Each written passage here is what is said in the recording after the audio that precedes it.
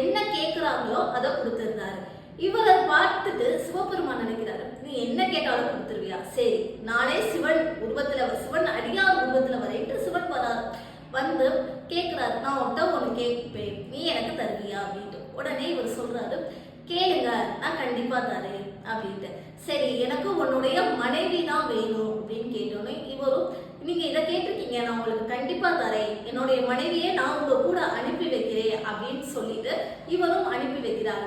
அப்ப இன்னொரு விஷயமும் கேட்கிறாரு, நான் உன் மனைவி இங்க இருந்து கடந்து கூட்டிட்டு போனோம்னா உன்னுடைய சொந்தக்காரங்க எல்லாருமே இருப்பாங்களே, நான் எப்படி கடப்பேன், நீ தான் எங்களை வந்து வழி அனுப்பி விடணும் அப்படின்னு சொல்றாரு. அதுக்கும் இயற்பகை நாயனார் எதுவுமே சொல்லாம வந்து வழி அனுப்புறாரு. இப்படி தனக்கான உரிமையான பொருளையே தனக்காக தராரே அப்படின்ட்டு சிவபெருமான் நினைச்சிட்டு கொஞ்ச தூரம் போனோடனே மறைஞ்சிடாரு. மறைஞ்சு போயிட்டு மேல வானத்துல இருந்து ஒரு அசரீரி கேக்குது, இயற்பகை நாயனாரே நில்லுங்க அப்படின்ட்டு.